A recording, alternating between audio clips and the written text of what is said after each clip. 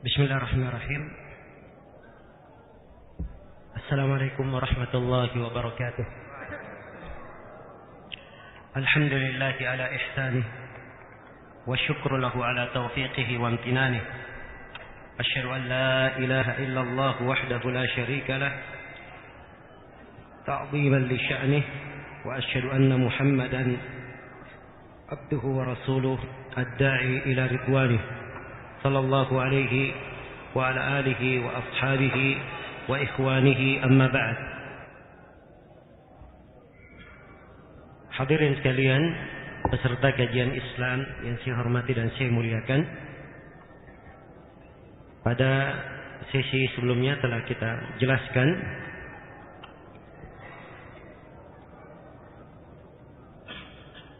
rincian apa kewajiban seorang hamba terhadap agamanya, bagaimana seorang hamba mengenal agama Islam dengan dalil-dalilnya. Maka telah kita terangkan 3 bagian dari agama kita. Tingkatan Islam terdapat padanya 5 rukun, tingkatan iman terdapat padanya 6 rukun, dan tingkatan ihsan 1 rukun.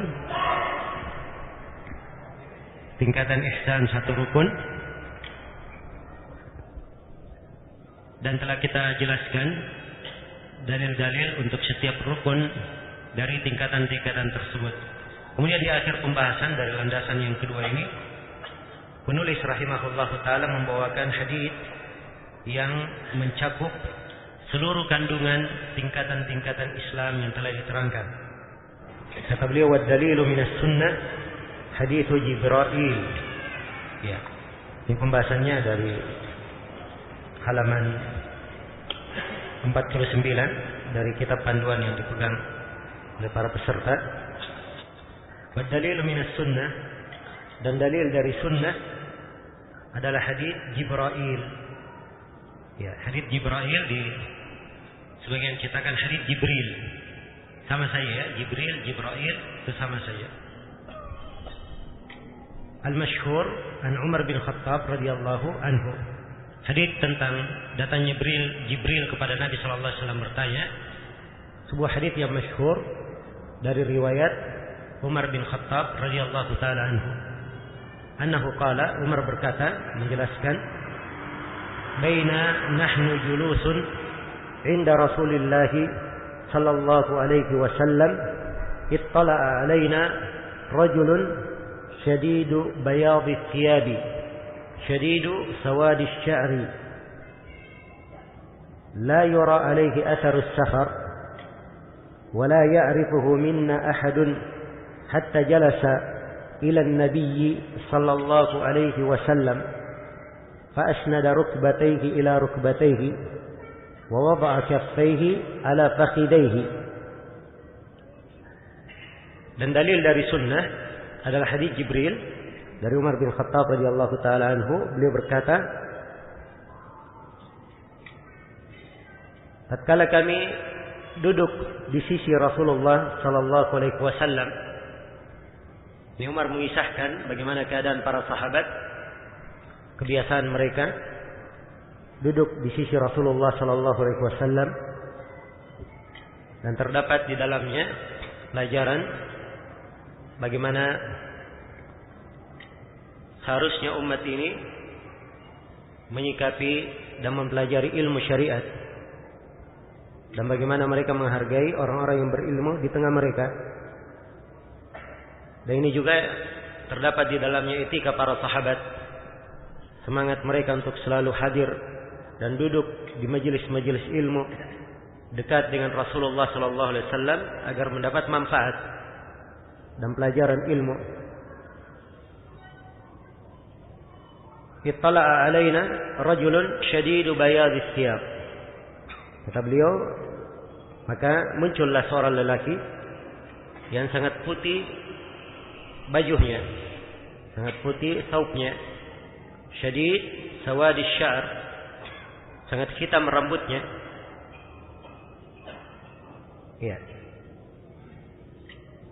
Orang ini datang ingin bertanya kepada Nabi Ini diambil darinya pelajaran bahwa seorang penuntut ilmu apabila dia mendatangi majelis-majelis ilmu, dia mendatanginya dengan hayat yang baik, dengan pakaian yang bersih. Di sini diibaratkan rambutnya sangat hitam, ya, menunjukkan perawatan dan diminyaki untuk datang ke majelis ilmu. Nah, itu termasuk penghormatan terhadap ilmu. Penghormatan terhadap ilmu. La yura alaihi atharus safar. Tidak dilihat padanya tanda-tanda perjalanan, tanda-tanda safar. Maksudnya kalau dia seorang musafir, orang yang bersafar di masa itu, akan kelihatan tanda dari pakaiannya yang mungkin agak kusut, atau rambutnya, atau keadaannya, ya. Tapi orang ini tidak tampak darinya tanda-tanda perjalanan. Wala ya'rifuhu minna ahad, dan tidak seorang pun di antara kami yang mengenalnya. Ya, kalau dia penduduk kota Madinah, berarti dikenal oleh para sahabat. Tapi ini tidak seorang pun yang mengenalnya, juga bukan musafir. Maka dari mana datangnya tiba-tiba muncul? Ya. Ini dari hikmah Allah Subhanahu wa taala, Jibril datang dalam wujud manusia seperti ini, dalam kondisi sebagai seorang penuntut ilmu, kondisi yang semua yang hadir di majelis itu memperhatikannya, agar supaya mereka mengambil pelajaran dari apa yang akan diajarkan oleh Jibril. Hatta jalasa ila Nabi sallallahu alaihi wasallam, hingga dia duduk kepada Nabi sallallahu alaihi wasallam. Fasnada rukbatayhi ila rukbatayhi, maka Jibril, maka orang ini menyandarkan kedua lututnya kepada kedua lutut Nabi. Wa waqa'a kaffayhi ala fakhidayhi, dan beliau meletakkan kedua telapak tangannya di atas kedua pahanya. Yang menunjukkan kesiapan untuk menerima ilmu dan menunjukkan keseriusan, perhatian. Dan ini termasuk adab-adab, etika-etika yang merupakan kunci keberhasilan dalam menuntut ilmu. Seorang penuntut ilmu ketika dia hadir, dia harus punya modal perhatian terhadap apa yang disampaikan. Kemudian yang kedua, dia harus punya modal pemahaman, bersiap memahami apa yang akan dia terangkan. Dan dia harus mempunyai etika yang menggambarkan keseriusannya, sehingga Allah membukakan pintu ilmu itu ke dalam hatinya. Allah membukakan pintu ilmu ke dalam hatinya. Kemudian ia berkata, wa qala ya Muhammad akhbirni anil Islam.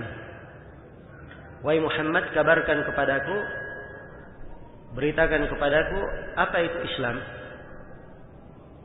Ya, jadi Jibril datang di sini dalam bentuk manusia, bertanya, dan pertanyaan Jibril ini pengajaran. Ya, dan ini menunjukkan bahwa ilmu itu tidak selamanya berupa penyampaian. Tidak harus ilmu berupa penyampaian dari guru ke murid. Ya, tapi kadang ilmu itu sifatnya tanya jawab. Sifatnya tanya jawab. Ya, dan ini dari metode di dalam menyampaikan ilmu diajarkan oleh Nabi sallallahu alaihi wasallam.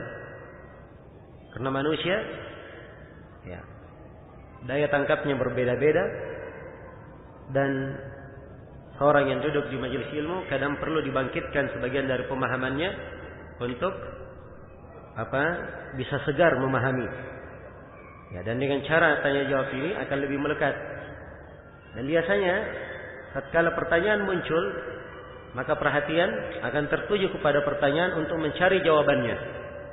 Begitu ia mendengar jawaban, maka ilmu itu akan lebih tertanam pada jiwanya.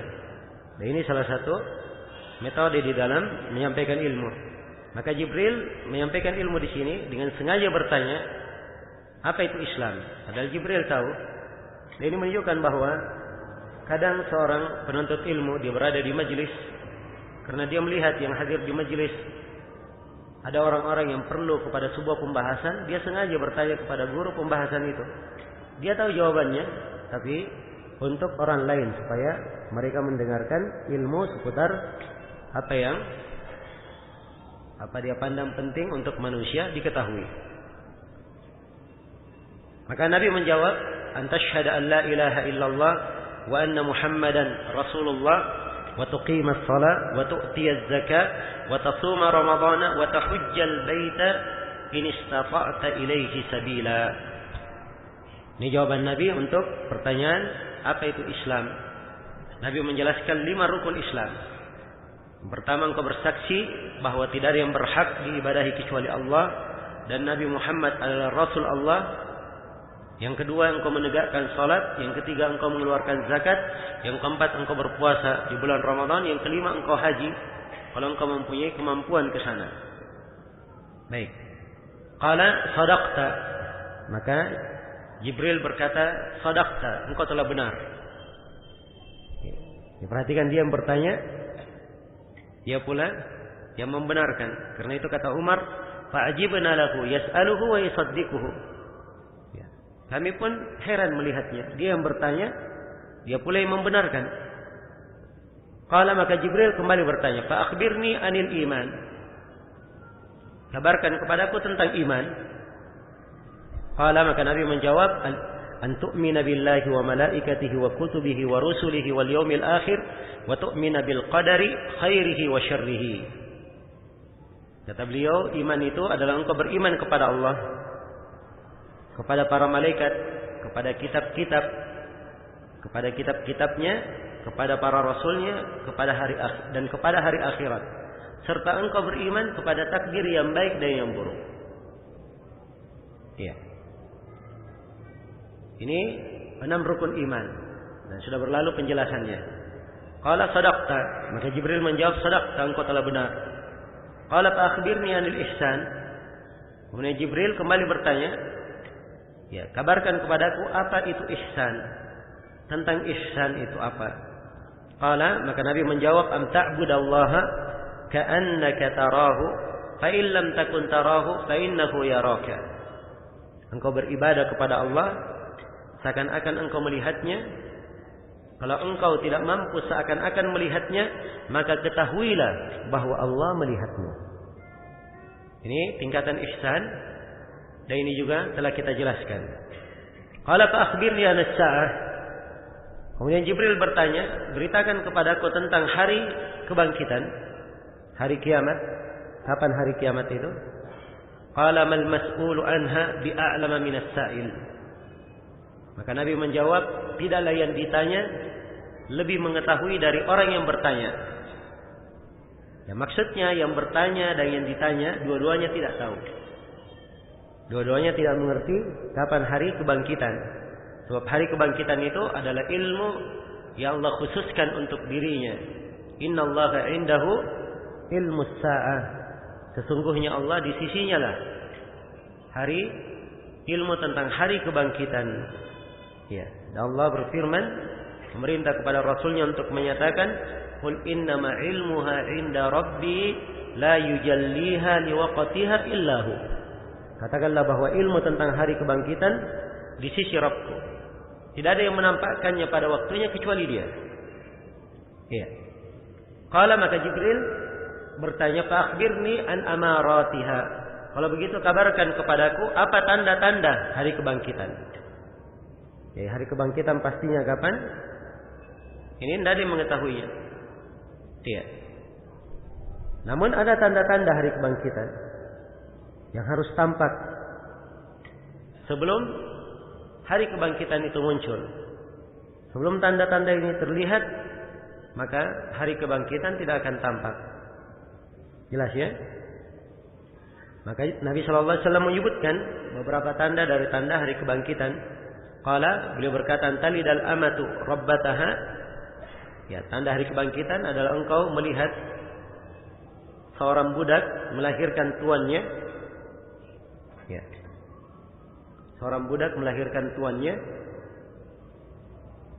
Ini berita dari Nabi bahwa nanti di akhir zaman umat Islam akan dijayakan sehingga mereka banyak menahan dari orang-orang kafir sehingga banyak dari budak di sisi mereka. Karena banyaknya budak ini, akhirnya sebagiannya melahirkan tuannya. Ya, melahirkan tuannya. Jelas ya? Wa antaral hufat al-urat al-ala, yaitu salah satu penafsiran. Dari menafsirkan bahwa seorang budak melahirkan tuannya, ini adalah kinayah bahwa di akhir zaman banyak anak-anak yang durhaka kepada ibunya. Dia dilahirkan oleh ibunya, tapi setelah dia lahir, dia menjadikan orang tuanya seperti budaknya. Ya. Kemudian kata Nabi, wa antaral hufat al-urat al-ala ri'a asy-sya yatatawaluna fil bunyan. Dan kau melihat orang-orang yang tidak beralas kaki, tidak berpakaian, ya, keadaan kekurangan, dalam keadaan kekurangan, orang-orang fakir, tetapi orang-orang fakir, para pengembala kambing, tetapi mereka berlomba-lomba di dalam meninggikan bangunan. Dari penampilan fisik, tidak memakai sendal, tidak berpakaian, ya, fakir, tapi berlomba-lomba meninggikan bangunan. Berlomba-lomba di dalam meninggikan bangunan. Ya, ini sebagian dari tanda-tanda hari kiamat. Dan tanda-tanda hari kiamat itu ada dua macam. Ada tanda besar dan ada tanda kecil. Iya. Jelas ya? Jadi harus tampak. Sebagian tanda-tanda hari kiamat di masa ini sudah kelihatan. Dan ada tanda-tanda besar yang belum tampak. Ada tanda-tanda besar dari tanda hari kiamat yang belum tampak. Dan harus kelihatan tanda-tanda besar itu sebelum bangkitnya hari kiamat. Jelas ya? Qala famadha, maka Nabi pun, Umar berkata, melanjutkan cerita kisah yang beliau bawakan, maka Jibril pun berlalu pergi. Falabithna maliyan. Ya, orang itu berlalu pergi, Jibril yang datang dalam berwujud manusia berlalu pergi. Falabithna maliyan, maka kami pun terdiam beberapa saat. Faqala, maka kemudian Nabi berkata, ya Umar, atadri man is-sa'il? Wahai Umar, tahukah kamu siapa yang bertanya? Ya. Qultu Allahu wa rasuluhu a'lam. Maka saya menjawab, Allah dan Rasulnya yang lebih mengetahui. Ya, sini etika ya. Saat seorang tidak mengetahui, dia berkata Allahu a'lam. Allah yang lebih mengetahui. Umar berkata Allah dan Rasulnya lebih mengetahui karena Rasulullah masih hidup. Kalau Rasulullah meninggal, maka seorang berkata Allahu a'lam. Karena itu mengatakan saya tidak tahu itu seperdua dari ilmu. Seperdua dari ilmu. Padahal yang dia tidak tahu dia berkata apa? Allahu a'lam. Ya. Kemudian Nabi berkata, "Hada Jibril atakum yu'allimukum amra dinikum." Itu adalah Jibril, dia datang mengajari kalian perkara agama kalian. Ya, jadi Nabi menerangkan bahwa itu Jibril. Ini menunjukkan adanya para malaikat dan menunjukkan bahwa malaikat punya kemampuan untuk merubah wujud. Ya. Dan ini menunjukkan bahwa Jibril datang untuk mengajarkan agama. Dan ini menunjukkan bahwa apa yang diajarkan oleh Jibril dalam pertanyaan-pertanyaannya itu adalah pokok-pokok dari agama ini. Amra dinikum. Karena itu Syekh hanya menjelaskan mengenal agama Islam dengan mengenal tiga hal, mengenal Islam, iman, dan ihsan. Sebab inilah yang diterangkan dalam hadis Jibril. Maka ini menunjukkan hal ini adalah kadar wajib yang harus dipahami oleh seorang hamba. Baik, selesai sudah pembahasan kita terhadap landasan yang kedua. Kemudian landasan utama yang ketiga yang merupakan inti pembahasan di buku ini. Ya, kata beliau al-aslu tsani, landasan utama yang ketiga. Al-aslu ats-tsalits, landasan utama yang ketiga yang wajib diketahui oleh setiap manusia, ma'rifatu nabiyyikum Muhammadin sallallahu alaihi wasallam, yaitu mengenal nabi kalian, Nabi Muhammad sallallahu alaihi wasallam. Ini termasuk landasan yang sangat agung yang wajib diketahui. Kata Ibnu Al-Qayyim rahimahullah, ittirarul ibadi fawqa kulli darurah ila ma'rifatir Rasul sallallahu alaihi wasallam wa ma ja'a bih. Ya. Kewajiban keterdesakan para hamba untuk mengenal Rasulullah dan apa yang beliau datang dengannya. Wa tasdiquhu fima akhbar wa ta'atuhu fima amar, membenarkan apa yang beliau beritakan dan taat pada apa yang beliau perintah. Ya, keterdesakan hamba untuk hal ini itu di atas setiap perkara aksioma yang mendesak. Ya, setiap perkara yang sudah bersifat aksioma, perkara yang patut diterima walaupun tanpa pembuktian, ya. Ini adalah keadaan seorang hamba di dalam mengenal Rasul. Dia sangat perlu mengenal siapa Rasulullah, apa yang beliau bawa. Ya. Dia perlu mengenal bagaimana dia taat kepada Rasul, membenarkan apa yang beliau beritakan. Karena sebagaimana yang telah kita jelaskan, tidak ada jalan untuk sampai kepada Allah Subhanahu wa taala kecuali melalui jalan Rasulullah sallallahu alaihi wasallam. Maka semuanya harus melewati jalan Rasulullah sallallahu alaihi wasallam. Iya.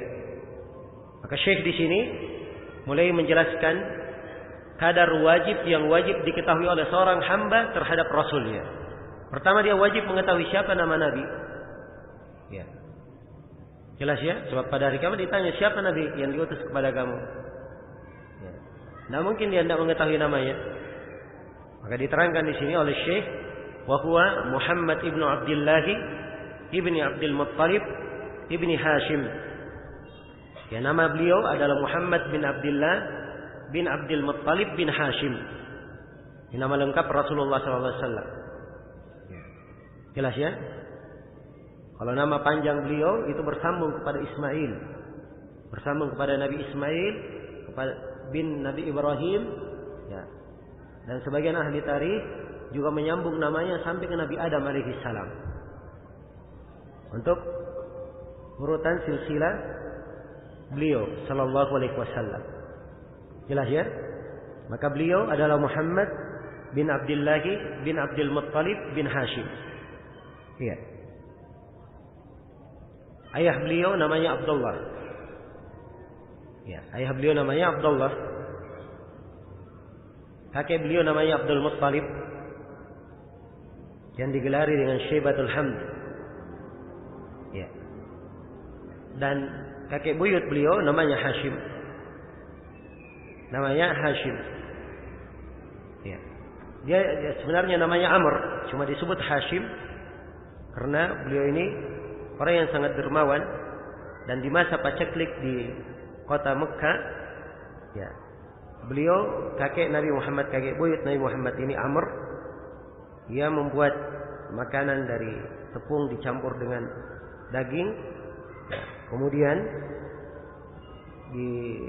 dihasham, diperhalus, lalu dibagikan pada mereka yang kelaparan. Karena itu dia dikatakan Hashim, walaupun nama aslinya adalah siapa? Amr. Ya. Dan Hashim ini min Quraisy. Dia Hashim dari kabilah Quraisy. Dari kabilah Quraisy. Wa Quraisy minal Arab. Dan Quraisy itu dari Arab. Iya. Dari Arab. Ya. Jelas ya? Wal Arab min dzurriyyati Ismail ibn Ibrahim. Maksudnya di sini dari Arab, yaitu Arab al-musta'ribah. Sebab Arab ada dua macam, ada Arab aribah dan ada Arab musta'ribah. Dan dia ini dari Arab musta'ribah. Ya, dan keturunan Arab musta'ribah ini itu dari keturunan Nabi Ismail, putra Nabi Ibrahim al-Khalil. Alaihi wa ala nabiyyina afdhalus salati wassalam. Untuk mereka semua, untuk para nabi ini, Nabi Ismail dan juga untuk nabi kita, semoga Allah selalu melimpahkan salawat dan salam yang paling afdal. Jadi ini nama nabi dan nisbat beliau. Nama beliau Muhammad bin Abdullah bin Abdul Talib bin Abdul Muttalib bin Hashim. Hashim itu dari Quraisy, Quraisy dari Arab. Dan ini semuanya adalah pilihan. Nabi adalah orang yang dipilih, dari kabilah yang dipilih, dari keturunan yang terpilih. Jelas ya? Di dalam hadis yang diriwayatkan oleh Imam Muslim dari Wa'ilah atau dari Wasilah bin Asqa Rasulullah bersabda, "Inna Allah astafa Kinanata min waladi Ismail, wastafa Quraisyan min Kinana, wastafa min Quraisyin Bani Hashim, wastafani min Bani Hashim." Sesungguhnya Allah memilih Bani Kinana dari keturunan Ismail. Nabi Ismail punya banyak keturunan. Salah satunya Bani Kinana. Dari seluruh keturunan Nabi Ismail, yang paling dipilih, paling utama adalah Bani Kinana. Kemudian Bani Kinana ini punya banyak keturunan lagi. Salah satunya Quraisy. Salah satunya apa? Quraisy. Maka dari keturunan Bani Kinana dipilihlah Quraisy. Kemudian dari Quraisy ini itu ada banyak kabilah di dalamnya. Salah satunya Bani Hashim. Ya, maka Allah memilih Bani Hashim dari seluruh Quraisy. Ya, maka Bani Hashim ini yang paling terpilih. Kemudian dari Bani Hashim, Nabi SAW dipilih oleh Allah Subhanahu wa Ta'ala. Maka beliau adalah pilihan. Inilah Nabi kita Sallallahu Alaihi Wasallam. Nasab beliau sangat dikenal. Nasab beliau adalah nasab yang sangat mulia. Ya, semua orang memahami sebelum beliau diutus sebagai seorang Rasul, semuanya mengenal kejujuran beliau dan mengenal apa kebaikan akhlak Rasulullah Sallallahu Alaihi Wasallam. Iya, tidak ada seorang pun yang mencela Rasulullah Sallallahu Alaihi Wasallam akan kebaikannya, kepribadiannya, amanahnya sebelum beliau diutus sebagai seorang Rasul. Kemudian Syekh menjelaskan, walahu minal umur 63 sana. Dan Nabi ya, diberi umur 63 tahun. Maksudnya beliau hidup 63 tahun. Minha arba'una qabla an-nubuwah. 40 tahun sebelum beliau menjadi nabi. Ya. Jadi 40 tahun sebelum beliau menjadi nabi. Wa 23 nabiyyan rasula. 23 tahun beliau sebagai nabi dan sebagai rasul. Sebagai nabi dan sebagai rasul selama 23 tahun. Ini tentang umur Rasulullah Sallallahu Alaihi Wasallam. Jadi masa kenabian, masa kerasulan itu 23 tahun dari umur, dari kehidupan Rasulullah Sallallahu Alaihi Wasallam. 13 tahun ya, adalah beliau habiskan di Mekah dan 10 tahun di Madinah. Ya, 10 tahun di Madinah. Jelas ya? Beliau sebagai seorang nabi dan seorang rasul. 20 tahun. Tatkala beliau sudah menyinggung 23 tahun, 23 tahun. 23 tahun beliau sebagai seorang nabi dan sebagai seorang rasul. Setelah menyinggung ini, maka Syekh mulai menjelaskan ya, kapan beliau diangkat sebagai nabi dan kapan beliau diangkat sebagai seorang rasul. Diangkat sebagai seorang rasul. Iya. Kata beliau, nubbi'a bi Iqra wa ursila bil Muddatsir.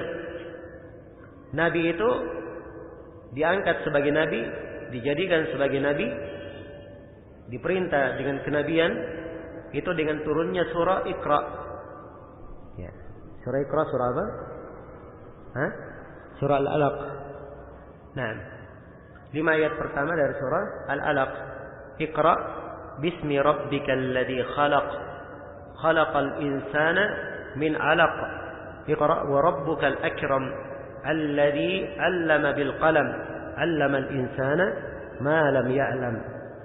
Turunnya surah ini ya, dengannya lah beliau diangkat sebagai seorang nabi, dan kisahnya dimaklumi bagaimana surah ini turun kepada beliau tatkala beliau di masa itu ya Allah berikan kecintaan untuk sering menyendiri. Maka Nabi Shallallahu Alaihi Wasallam pun menyendiri di Gua Hira, dan beliau tinggal beberapa saat, beberapa malam di gua tersebut dengan perbekalan yang beliau bawa. Kalau habis perbekalannya beliau kembali, kemudian naik lagi ke Gua Hira, hingga datanglah kepadanya Jibril. Ya, kemudian memeluk Nabi Shallallahu Alaihi Wasallam dengan sangat keras, ya, sampai sesak napas beliau. Kemudian ia berkata, wahai Muhammad, Iqra, wahai Muhammad, bacalah. Maka Nabi Muhammad SAW berkata, ma'ana biqari, saya tidak mampu membaca, saya tidak bisa membaca. Ya. Dan ini dari hikmah Allah, nabinya dijadikan sebagai nabi yang tidak bisa membaca, tidak bisa menulis, supaya tampak kejujuran kenabian beliau. Andai kata beliau bisa menulis dan bisa membaca, orang-orang akan menyangka bahwa nabi mempelajari dari orang lain. Ya, jelas ya? Baik. Dan di akhir kisahnya, ketika Jibril membacakan surah ini, maka Nabi pun kembali ya, ke rumah dalam keadaan hati beliau sangat gelisah, ya, karena menyaksikan keadaan sedemikian rupa. Maka Khadijah radhiyallahu taala anha berkata kepada beliau, "Kalla wallah, la yukhzika Allahu abada." Kata Khadijah, jadi Rasulullah berkata, "Wahai Khadijah, saya mengkhawatirkan diriku." Ya. Maka Khadijah berkata, "Tidak demi Allah. Allah tidak mungkin menghinakanmu." Maksudnya yang datang ini tidak mungkin datang dengan kejelekan, dia pasti mendatangkan kebaikan. Kemudian Khadijah menyebutkan kebaikan-kebaikan Rasulullah sallallahu alaihi wasallam, yang menunjukkan bahwa beliau tidak mungkin diperlakukan tidak baik. Ya, jelas ya? Nah, maka inilah keadaan Rasulullah sallallahu alaihi wasallam. Jadi beliau diutus sebagai nabi dengan surah Iqra. Wa ursila bil muddatsir, dan beliau sebagai seorang rasul itu dengan surah apa? Surah Al-Muddatsir. Jadi beliau setelah diutus sebagai nabi, wahyu terputus. Iya. Wahyu terputus hingga suatu saat tatkala Nabi sallallahu alaihi wasallam berjalan, dia melihat ya, Jibril yang mendatangi di Gua Hira, dia melihat duduk di antara langit dan bumi. Maka kembalilah Nabi sallallahu alaihi wasallam ya ke rumah, ya. Dan dalam keadaan beliau khawatir, beliau berkata kepada Khadijah, "Wahai Khadijah, dastiruni, selimuti saya." Maka turunlah surah Ya ayyuhal muddatsir, qum fa'andir, dan seterusnya yang kita akan baca. Wahai orang yang berselimut. Maka ini adalah wahyu yang pertama. Setelah itu turunlah wahyu secara bertahap. Ya, turunlah wahyu secara bertahap dan berkesinambungan hingga 23 tahun. Hingga 23 tahun. Jelas ya?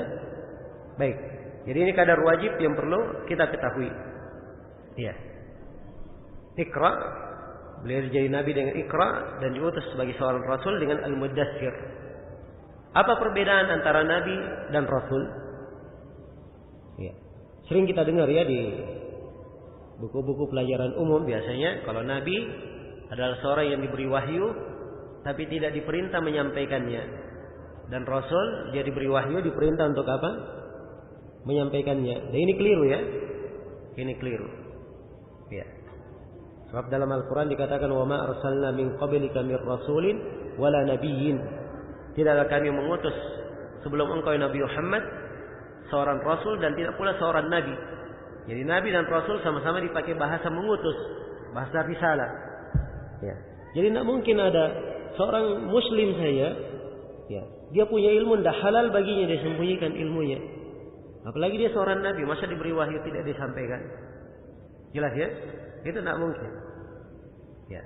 Karena itu perbedaan antara nabi dan rasul. Ya.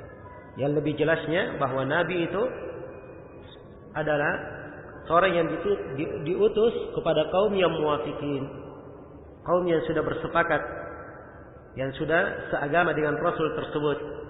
Ya.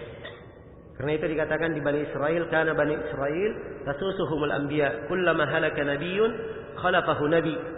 Adalah Bani Israel, mereka diatur oleh para nabinya. Setiap kali ada nabi yang meninggal, maka diganti lagi nabi setelahnya. Jadi disebut nabi, sebab Bani Israel sudah beriman. Sudah beriman. Jelas ya? Jadi nabi setelah Nabi Musa semuanya disebut nabi. Adapun Nabi Musa dan Nabi Harun disebut nabi dan rasul. Sebab keduanya diutus kepada kaum yang apa? Menentang, yaitu Fir'aun. Jelas ya?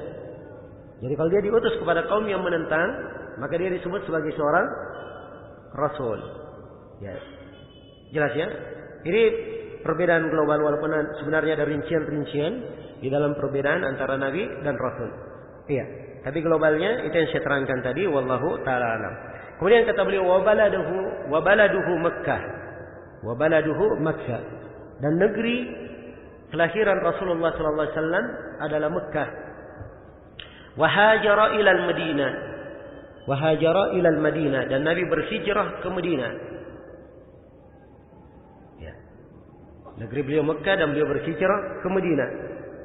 Ba'athakullahu bin nadarati 'anil syirki wa yad'u ila tauhid. Allah mengutus beliau untuk memperingatkan bahaya kesyirikan dan menyeru kepada tauhid. Nah, ini yang paling penting yang ingin beliau ingatkan di sini. Dari kadar wajibnya. Sekarang beliau seorang nabi, seorang rasul. Ya. Apa misi diutusnya nabi? Syekh terangkan di sini dari kewajiban. Yang wajib kita ketahui berkaitan dengan nabi. Bahwa beliau diutus untuk memperingatkan dari bahaya kesyirikan dan menghindari berlepas diri dari kesyirikan. Dan beliau diutus untuk menyerukan tauhid. Diutus untuk menyerukan tauhid. Menyerukan bahwa yang diibadahi hanyalah Allah. Apa dalilnya? Kata beliau, wa dalilu qauluhu ta'ala, dan dalilnya adalah firman Allah Ta'ala, ya ayyuhal muddaththir qum fa'anzir wa rabbaka fakabbir wa thiyabaka fatahhir war rujza fahjur wa la tamnun tastakthir wa li rabbika fasbir. Iya. Wahai orang-orang yang al-muddaththir, berselimut. Qum fa'anzir. Ya, ini kejadiannya sebab Nabi ketika ayat ini turun, surah ini turun, beliau dalam keadaan berselimut, meminta supaya diselimuti. Iya. Wahai orang yang berselimut, qum, berdirilah kamu. Ya. Fa'anzir, beri peringatan. Ini perhatikannya tugas seorang dai. Tidak ada malas-malasan. Qum, berdiri. Ya. Fa'anzir, beri peringatan. Ini menunjukkan bahwa seorang dai memberi peringatan. Ya. Sifatnya adalah memberi peringatan. Hal yang membawa kebaikan untuk umat. Beri peringatan. Ya. Qum fa'anzir wa rabbaka fakabbir, dan kepada Rabbmu agungkanlah, besarkan. Ya, ini tugas yang lain seorang hamba. Hidupnya ini selalu ia mengagungkan dan membesarkan Allah. Apapun yang dia lakukan itu dalam tahap semuanya membesarkan dan mengagungkan Allah Subhanahu wa taala. Wa thiyabaka fatahhir, dan pakaianmu hendaknya kamu sucikan. Ini ada beberapa penafsiran, sebagiannya juga akan ditafsirkan oleh Syekh. Pakaianmu sucikan, maksudnya hendaknya kamu membersihkan dirimu dari najis. Ya, apakah najis secara zahir yang menempel di jasad, di tubuh, atau najis yang membahayakan hati dari kesyirikan, riya, penyakit-penyakit hati dan seterusnya. Warrujza fahjur. Ya. Terhadap patung-patung, berhala-berhala, hendaknya engkau meninggalkannya. Engkau meninggalkannya. Ya, menghajarnya. Ya. Wala tamnun tastakthir. Ya. Dan jangan kamu memberi sesuatu, ya, kemudian setelah itu kamu menganggap banyak pemberianmu. Ya. Menganggap banyak pemberianmu. Atau jangan kamu melakukan sebuah amalan, ya, di mata kamu anggap amalan itu banyak. Ya, sungguhnya di sisi Allah tidak ada sesuatu yang dikatakan ya sudah banyak. Wali rabbika fasbir, dan kepada Rabbmu hendaknya engkau bersabar. Iya.